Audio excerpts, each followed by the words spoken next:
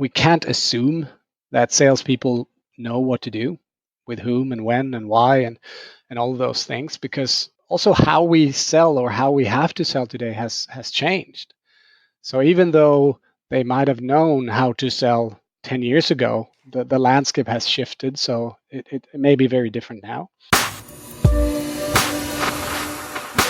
Welcome to Coach the Sale, the podcast for sales professionals on the path to becoming sales leaders. Each week, we sit down with sales coaches, successful sales leaders, and others at the top of their game to share what they've learned and help you to coach the sale. Hi, and welcome to episode number 16 of Coach the Sale. I'm your host, as always, Matt Heyman, marketing manager here at Refract.ai. There are very few subjects that generate as much enthusiasm and excitement amongst sales professionals as sales process. Well, maybe not that much, but bear with me. I'm joined today on the podcast by my guest, George Brontén, and he's here to transform the way you think about sales process. Long gone are the days of clunky, over-engineered processes that nobody follows. Now, with the advent of technology like Membrain, companies are starting to realize just how much of an impact process can have on sales performance across a whole organization. In this episode, George and I discuss the facets, the makeup of a great high-performance sales process, how you should avoid some of the pitfalls when re-engineering your own process, how to get your team bought into the process, involved in the design of the process from the ground up, the importance of having different processes for dynamic sales, how technology can enhance and maximize the likelihood of a sales team following a process, and many, many other things besides. I'm thrilled that George was able to join me on the show today, and I think you're going to enjoy this podcast a lot. So let's get straight to it with George Brontén of Membrain. George, welcome to the podcast. How are you? I'm excellent. Thanks for having me. Excellent. That's a nice enthusiastic start to the show. I like that. Great to have you on the show. People listening may or may not be aware of Membrain. How about we kick off with you just giving a bit of an introduction to Membrain and also to you and to how you've come to found Membrain? Sure. Yeah, absolutely. So we are a sales enablement CRM. That's what we call us. Basically, what we are trying to do is to help sales organizations who are selling in a B2B selling environment, longer sales cycles, more people, to really structure their work and focus a lot on workflows, playbooks, coaching, and the how to sell. I usually describe Membrain as adding the how to sell to the platform. I founded the company based on my own, my own mistakes, I guess, in building a sales team in a previous company where I sort of held a bunch of faulty assumptions. I thought that salespeople are born. You just have to go find the right salespeople and everything will work itself out. And I thought also that somehow these people were disciplined by nature. So I would just be able to give them a target, a quota, and they will be like a heat-seeking missile and go after that target.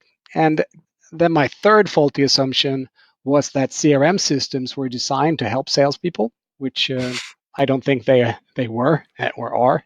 So that's those sort of insights or realizations led me to design and create Membrain. Excellent. So then, first question for me, fairly obvious question, but why do you think having a sales process is critical for businesses now? Yeah, it goes back to my story. I think we can't assume that salespeople know what to do with whom and when and why and all of those things, because also how we sell or how we have to sell today has changed. So even though they might have known how to sell 10 years ago, the landscape has shifted. So it may be very different now. It also, I think it depends on, so you have to know what you're actually selling and how that affects or will affect the buyer. So I think there is a confusion about selling in general because it's so different depending on the complexity of what it is you're offering. So if you have a good understanding of the perceived risk for the buyer when they're buying your stuff, and the complexity of that sort of selling motion, that's when you will find out how important process will be. And process is one of those words, right? A lot of people hate it. Like when I talk about sales process, you have a lot of crossed arms, like, well, sales is not something you can put into a process. Every customer is different. Every sales process is different. So I think that word, we could probably talk about that word for a while, but basically, to go back to your question, I think we need to be more structured in selling to achieve better results. Because if we're just winging it and assuming things, it's not going to work as effectively as it could. So Membrain works with businesses around the world. You guys have exposure to people starting to use your platform. Do you have any sense, ones that you can share, of the type of impact that having a process or using a product like Membrain can actually have in terms of revenue? Do you see any patterns in terms of when people really embrace process and perhaps embrace a CRM connected to that process, what sort of impact can that have on a typical business? Yeah, and of course I could answer this with interesting numbers and point everything back to Membrain, but but I think there are a lot of different components into this, and the main driver, I think, to increase effectiveness is the level of growth mindset of the sales leader. The managers and the sales leadership is key. If they really buy into organizing and structuring their sales efforts and do coaching well, which of course is super duper important, and they create a framework around this that can be supported by Membrain, then the results can be massive. I mean, we're seeing customers who go from like a 50% quota attainment to going above 100% quota attainment. And we have like revenue increases by 20-30% in sizable companies. So you can really move the needle if you take selling more professionally and seriously and build a structured framework around all this. And process is a part of it, but it's more than that, of course. Yeah, and I'm guessing in the businesses that you see that really excel, they aren't just doing the process, they're doing all of the other things and excelling at all of the other things you mentioned there around supporting staff, coaching staff. The CRM or Membrain is just a function of a wider mindset, which is about growth and developing a sales team. Yeah, exactly. And I think CRM, I often tell people that you could look at CRMs as being as consisting of three components. So the sort of foundation is the database, and that's where, unfortunately, a lot of CRMs have gotten stuck. They only have the database, and that's the value that you store information about customers and you log what you've done. And then you have the tools on top of that database, and then you have a user interface that you need to access. And what I think is important is that you have not just the right database, but the right tools and the right user interface to support your type of selling. And this is where it's very different if you're selling something transactionally, where you just call people up and you close a deal in one call. Then Membrain would be the completely wrong product because we're not focused on that type of selling. But if you're in a B2B sales process, it usually takes longer. It takes weeks or months or sometimes even years. And making sure that you do the right things at the right time, all these things become very important. So you need a different tool set. When you have the right tool set and you have a framework and you have a process, which is based on a strategy, then of course all these pieces come together and it becomes so much easier to coach, because now you can actually see where you are in the process and what you haven't done and what you have done and the stakeholders you've involved and not involved. So it's really, like you say, these things all need to come together. It's not just about the process. So let's talk about structure. Let's talk about process. I know that the Checklist Manifesto, the book, had a big impact on you when it came to starting Membrain. Mm-hmm. Talk to me a little bit about what kind of an impact it had that first time you read the book. give us a sense of what kind of an impact that book had on you starting this company. Yeah, I love the book. And for those who haven't read it, it's about a surgeon who saves a lot of lives by introducing checklists so that the surgeons and the surgical teams wouldn't forget simple tasks like washing their hands. And what really struck me was that when he described how the process, what they did, how they got to that conclusion that checklists would be a good idea, that pilots use checklists, and in construction you use checklists. But when he came to the conclusion or showed the number of patients whom they saved, which was at 47%, that's where I almost fell off my chair. It's like super highly trained surgeons stopped killing 47% of patients that would otherwise die. I just found that super fascinating, and it got me thinking about my own mistakes that I did with when building my sales team in my former company, and that how frustrated I was when they did these stupid simple mistakes. Like we were selling in that company, we were selling IT automation tools, so to IT managed service providers. And what they did usually, the salespeople, very well, was to talk to the owners and the leadership of that company. Say, do you want to go from 3% profit margins to 30% profit margins? and they're like, yeah, Sherlock, of course, we all want that. And then they went straight to trying to close the deal. And because it was a pretty big investment, it was pretty technical. These companies, of course, had to involve their technical people. But so when I asked my salespeople, so what did the tech people say? What did the technical leaders say about this idea? And they're like, nah, I haven't really talked to them. It's like, what? You haven't talked to the technical people? No, they're really strange people. Can't talk to them. They're really, really odd. They sit in a dark room there and they're patching servers and stuff. I don't want to disturb them. But you're kidding. I mean, what do you think they're going to think about an automation tool? They're probably going to believe that the company is investing in this so that they can fire them and save the cost of their salaries. So, and of course, that's almost always what happened, is that when you didn't involve the technical people, they messed up the deal. They said to the leaders of the companies that we don't need this tool. We already have all the tools we need, and they're just trying to fool you. So that simple mistake was almost equivalent to the surgical team not washing their hands properly. So I sort of, after reading that book, I sort of went through my own mind and head and memories about, okay, what are the simple mistakes that we're doing in selling?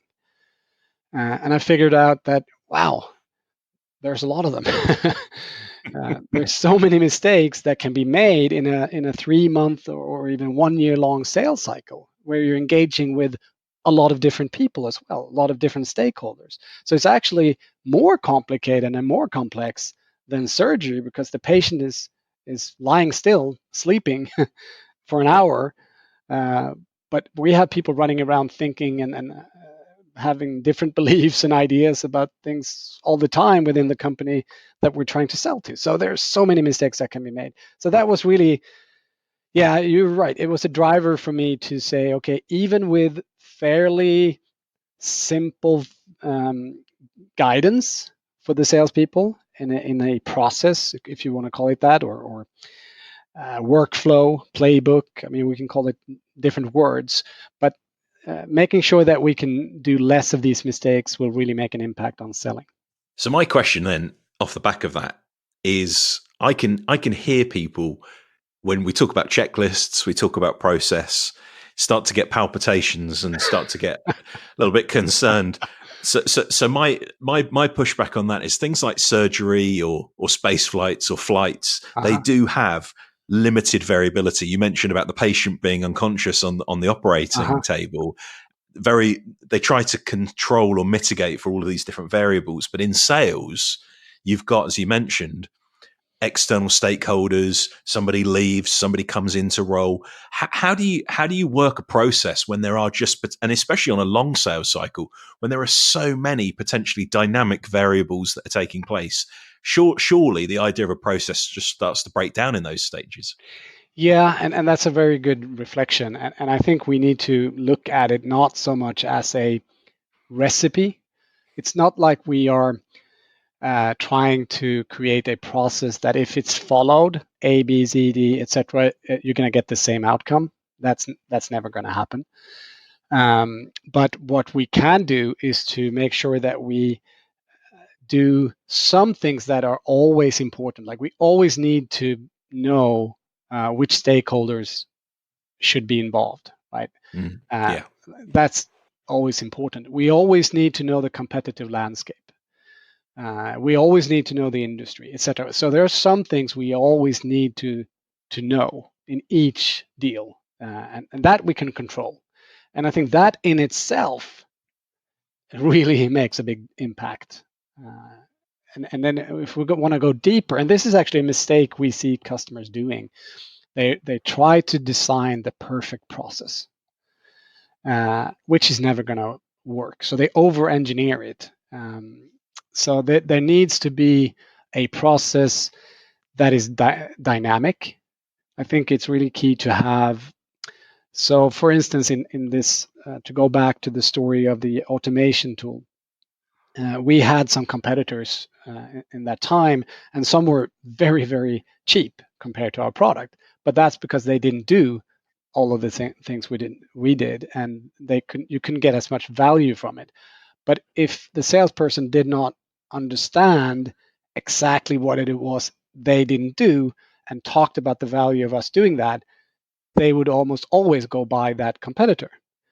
So, but that wasn't always the case. That was maybe in 10, 15% of the cases.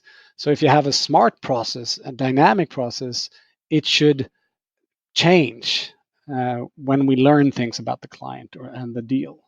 So in Membrain, for instance, if you capture that we're up against this particular competitor, we can add a playbook saying, okay, you know what? Now you need to do this as well before you move on.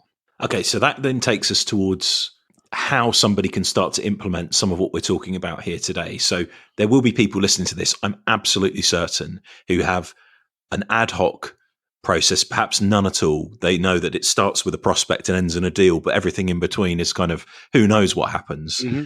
How can people listening to this start to implement what you're suggesting? Let's start with the question then of what characteristics does a great sales process have? So first off, I would say that a sales process can be broken down into multiple processes as well. So, I mean, you represent a software company, as do I, and you have when we're a new company, it's going to be very much focused on prospecting. So you want to go out and find net new logos.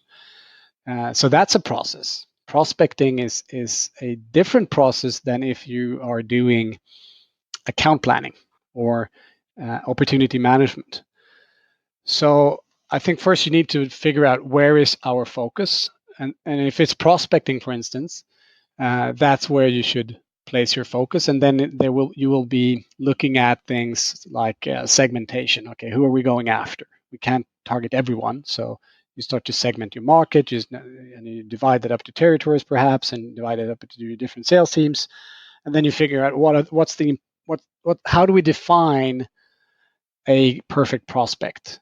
And I think if you're in a complex B2B sale where each deal is important and is of value, then you need to become very good at qualifying. So that your salespeople don't spend too much time on crappy prospects or the wrong type of prospects.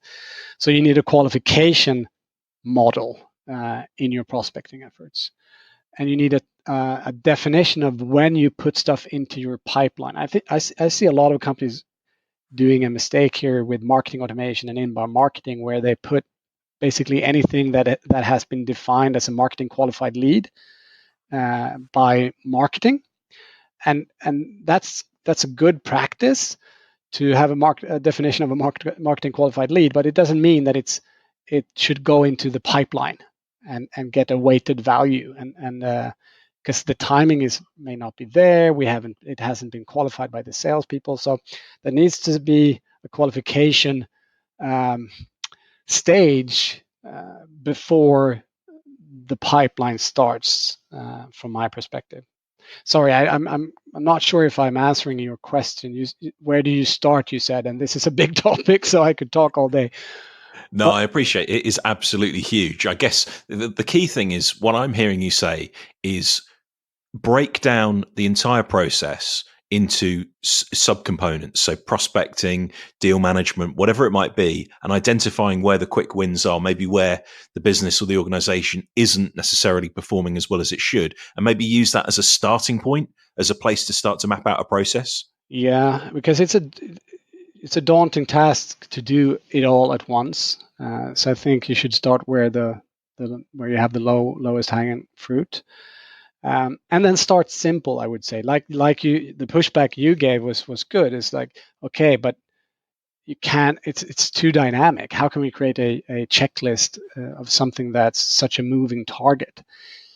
So start with the things that are always there, like we talked about. The stakeholders. Do we know them? Do we know how to talk to them? Do everyone know that? Because I see a lot of sales managers today that are promoted to sales managers because they were really solid producers in sales. And I think for them, it's a great opportunity to sort of multiply what they have inside of their heads by using a process. Like, okay, what do I do? What made me successful? And then try to codify that as simple as possible. And I'll go back to what I said recently. Just knowing who you need to talk to, and knowing the competitive landscape, and understanding sort of the why for the customer. I think people miss that a lot. That you're so eager to sell your product that you're not doing a good enough job in really understanding why the customer should care and how you align with that buyer. So when you coach someone as a sales manager, you will be asking those type of questions, right? What is their initiative that we're trying to support with this effort and this product or solution? Have you talked to this person? Have you done all of these questions that you would ask? That's what you should codify and systemize, if that's a word, in the process. And how important are milestones within the process? I think they're key because that's how you measure progress. I think currently in most CRMs you only have the stages, so that's how people set up sort of their milestones. But that quickly becomes very dumbed down if you have a longer sales process. So if you can instead have fewer stages, but you have milestones within each stage, that will help you know that we are actually progressing in the right way and in the right pacing. And then you need to align those milestones with the buyer's milestones, because that's another thing. We often get misaligned with the buyer. So we've done our things on our checklist as a sales organization, but that doesn't really matter if the buyer hasn't done what they need to do to move along their sort of decision-making journey, or whatever we want to call it. So aligning those milestones with the buyer's key. And if someone's listening to this who is perhaps starting from zero, I guess to try and synthesize what you're saying, it's looking at the characteristics that have to be present in almost every deal, and then identifying those characteristics and then starting to break down the components that lead to those characteristics being achieved. Would that be fair?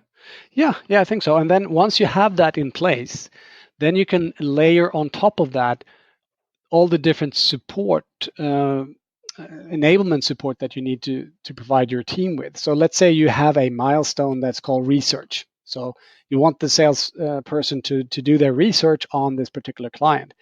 What does that mean? So it will have different meaning to different salespeople depending on their previous career.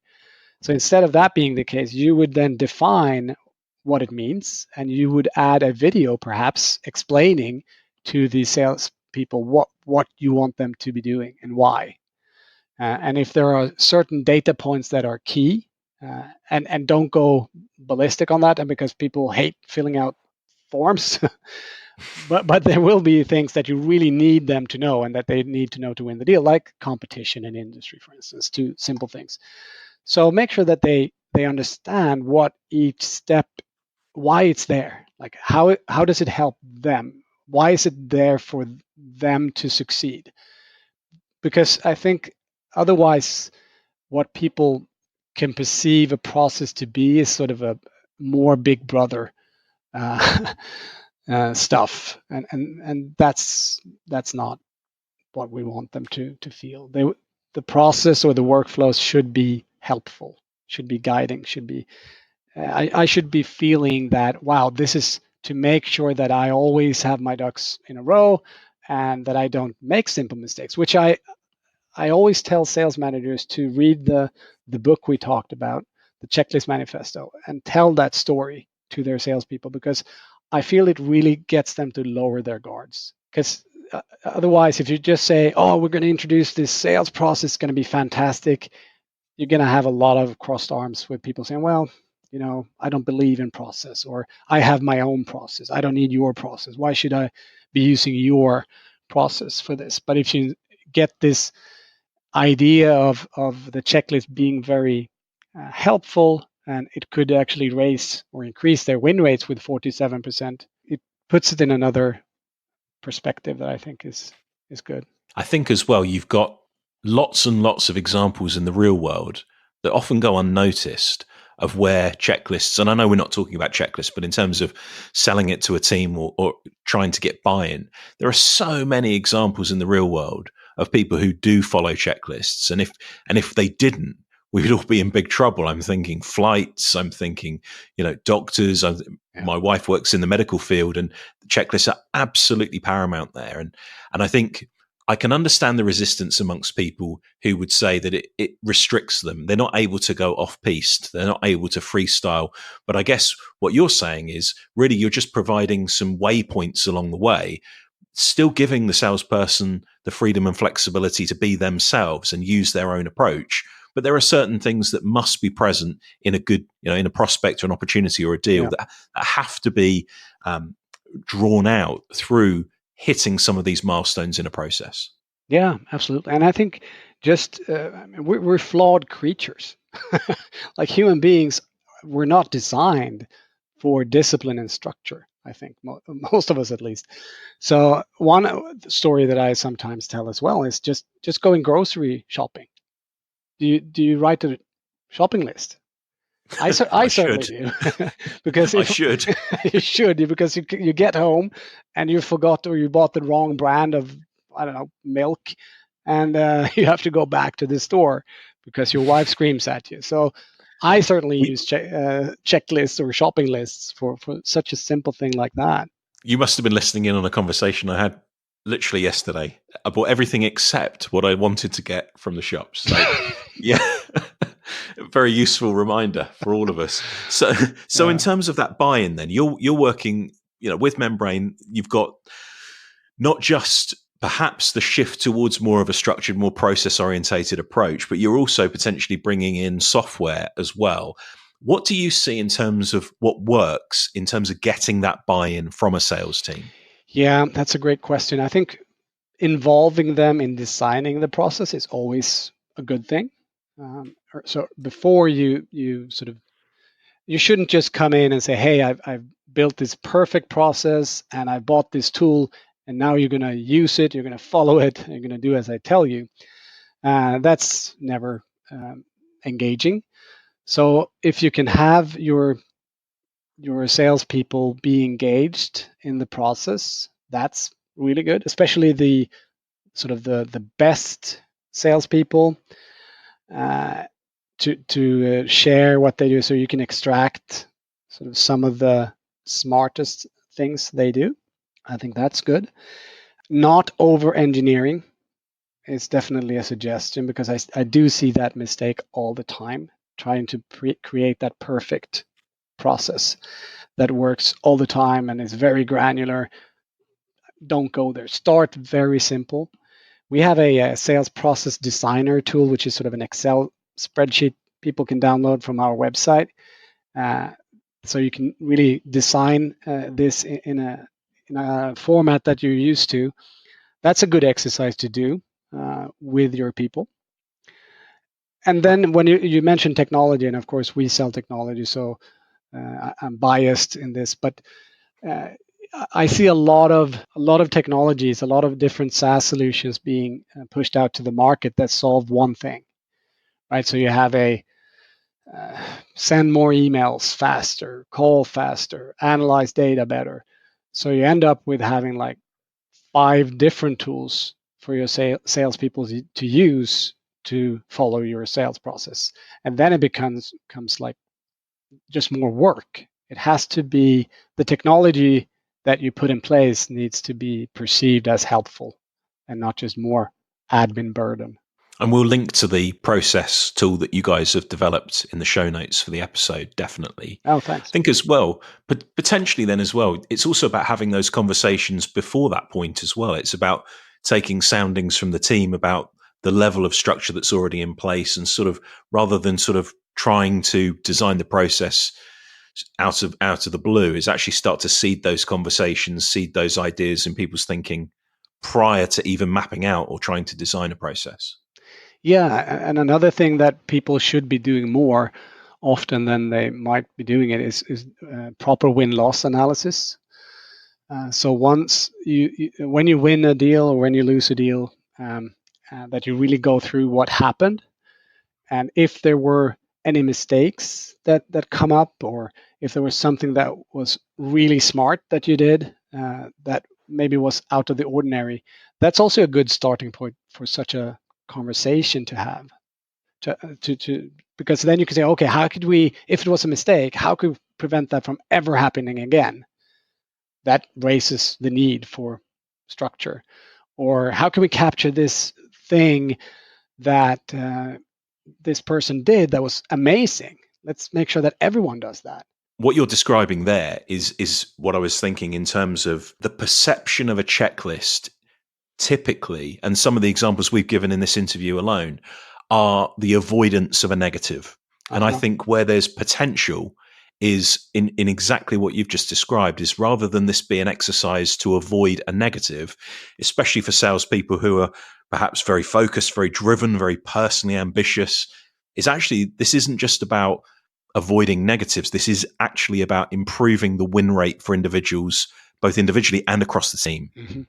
Absolutely, and using a tool like yours, for instance, is also a good starting point. If you're listening on a call, and you find these golden nuggets, like, wow, this was such a great way of responding to this particular question.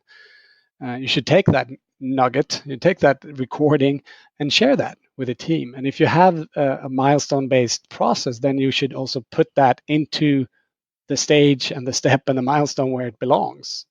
So as soon as I'm planning to do a similar call, I will learn from those best practices. Excellent. I always love a plug for Refract. Thank you very much for that. Much appreciated. Just with one eye on the time, last question from me then. In terms of the analysis, even if somebody's starting very, very low, or maybe they have a complex process in place, give us some pointers on how best to analyze some of the data that's going to be thrown up from following that type of process. What can people start to extract? What are those key nuggets that are going to make the whole process that much better? Yeah, so I focus a lot on the win-loss. I think that's super important. So you should analyze what the deals you're winning and the deals you're not winning. And of course, the basic stuff, stage progression, and when you have fallouts or leakage of the funnel is interesting to look at, and compare that with like high performance and low performance. You can see, okay, where do we have friction within the low performers that we can maybe solve by improving the process. And things like industry and competition was 2 examples that I mentioned. How does that affect us? So if you have a more granular process, you can analyze and see how does that affect our win rates, and if we figure out a way to, and actually you could see if it's affecting some people and not others, and probably find what some are doing that could prevent the others from having a lower win rate compared to against another competitor, for instance. But also, I think we should allow or help salespeople to better understand how to reach their goals. So I tend to talk a lot about trending reports and trend lines, because it's really helpful for a sales manager to not only see like a dashboard of like pie charts and that stuff, which is sort of a snapshot in time, but you want to get a trend line on the win rate, deal size, sales cycle, all those KPIs that we can work on improving. And by seeing those trend lines, you will also know, okay, how should I be coaching this person? So if you combine the win-loss analysis with the performance trend lines, you get a really good analytics or good baseline to coach from. That's phenomenal advice. Really, really appreciate that, George. Thank you very much for your time. It's been brilliant chatting with you. Before we go, how can people find out more about Membrain? We will link to the tool that you mentioned in the show notes, but yeah, tell people a little bit more about Membrain, how they can find you, and anything else we've missed.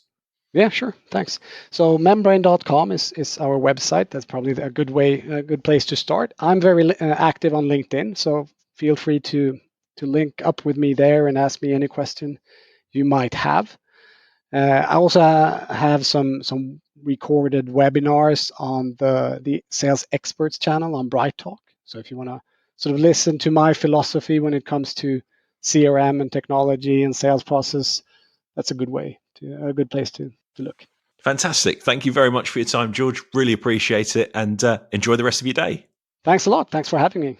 Thanks for listening to another episode of Coach the Sale. For show notes, sales coaching resources, and more, visit Refract.ai/coach.